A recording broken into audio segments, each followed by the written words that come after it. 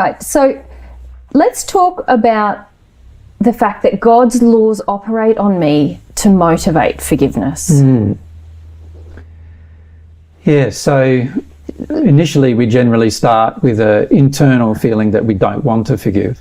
Well, if we even go back further, initially something was done, you know, that was an act was taken that was a sin by someone else, and that act or sin, the behaviour that they engaged, and it can, by the way, just even be a thought about us that we have absorbed, yes, as well as feelings and so forth.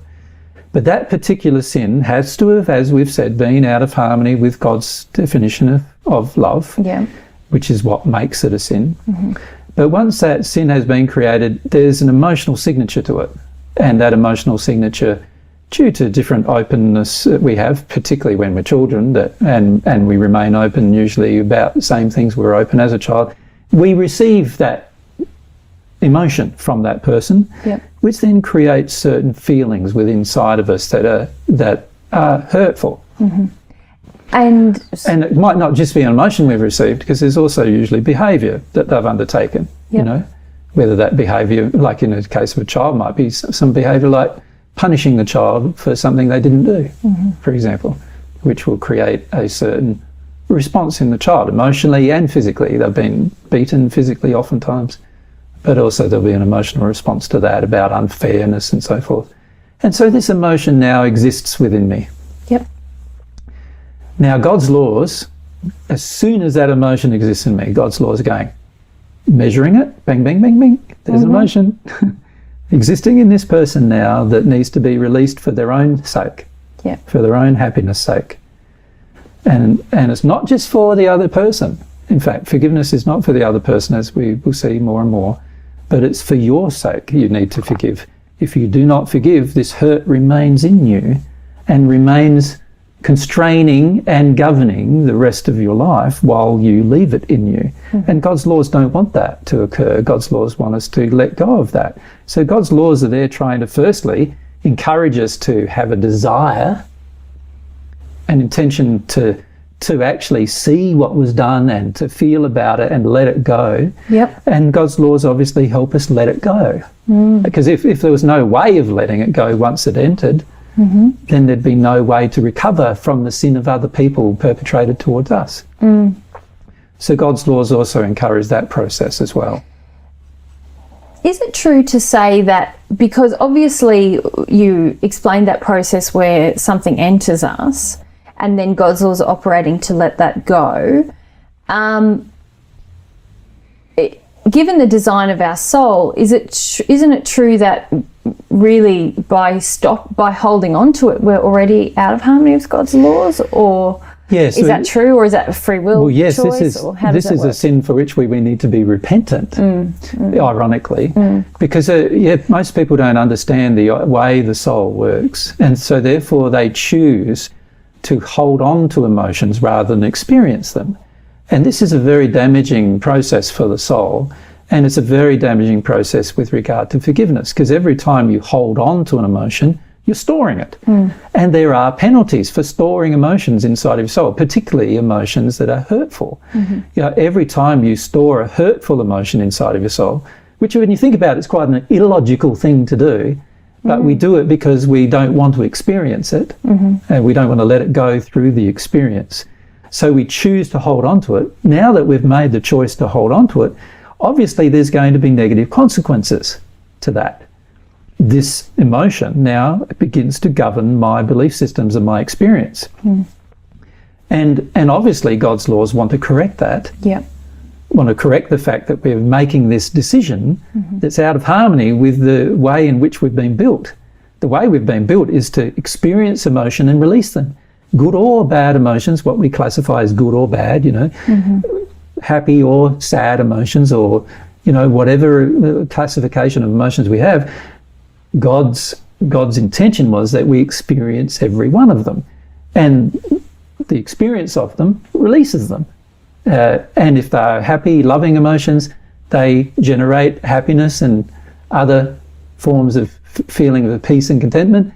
And if they're unhappy emotions, we feel relieved. We feel once they're gone, unburdened. from them. And God's intention is to do that. Now, if I refuse to feel my emotions, now obviously there's going to be penalties associated with that we can blame no one else for but ourselves. And the penalties will be what I now carry around. It's like carrying around a bucket of rocks on your back for the rest of your life. If you and never setting them down, never letting them go and releasing them from you, it's bound to have an effect on your life. It's bound to make you weary. It's bound to make you tired. It's bound to make you sick. It's bound to cause all sorts of problems. And that's an operation of the law. So it is correct to say that if we refuse to forgive, now we have something to repent for, ironically, because the very action of refusing to forgive causes so much personal damage to ourselves that it's going to have consequences for a long part of our life while we choose to not forgive. And further to that then, though, the process of something entering me and then me just letting it pass through me or feeling everything I feel in response to that and letting it go, that's basically engaging forgiveness. And that could happen momentarily, that it occurs. We spoke about that in our previous session. And in that way, then I'm acting in harmony with God's laws, basically. Yes. Now, and that's how forgiveness occurs. It's important to note that this is also a natural process. If you look at a child, if a child is hurt and the child hasn't had any preconditioning as to how it should handle the hurt, it will go through a short and intense, usually, period of crying and feeling bad. And usually that is very short. It's less usually than an hour, and it's usually less than 10 minutes. And the emotion is finished. And God designed it to be that fast. Yes. Right? The problem is that we as parents don't usually allow the child to complete these processes. So now the child has learnt to store. And once the child learns to store emotion, now it has the negative consequence of storing emotion. And that's a negative part. That's going to be negative consequences for the rest of their life until they get to the point where they choose no longer to store that emotion. And basically, while the emotion is stored, then that emotion is affecting my desires, my feelings, my intentions, my happiness. Everything. Beliefs even. Beliefs, everything. my whole outlook, my whole experience of living. But once forgiveness is engaged, once God's laws operate to motivate my personal process of forgiveness, and I do forgive, then I move from living in that hurt, don't I, and having that affect everything, to actually moving into a place where it's my sincere desires and my uninjured desires and emotions that are driving me. It now no longer has any effect on belief systems or future decisions or feelings or relationships or any part of your life. Most people don't understand. It affects every little tiny part of your existence when you store negative emotion. It really does. And carries forward often, not only for your entire life, but because you now teach these particular emotions and feelings and thoughts and beliefs to your children, it often carries on for generation after generation. And we see multiple generations now of people engaging the same kind of processes with other nationalities as a result of these particularly multi-generational emotions being passed down from one to the other. Very, very damaging, not only to your own life, but to the lives of every single person around you, and very damaging to the environment, actually.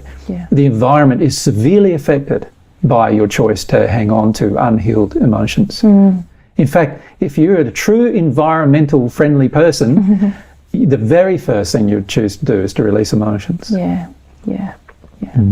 So true. Okay,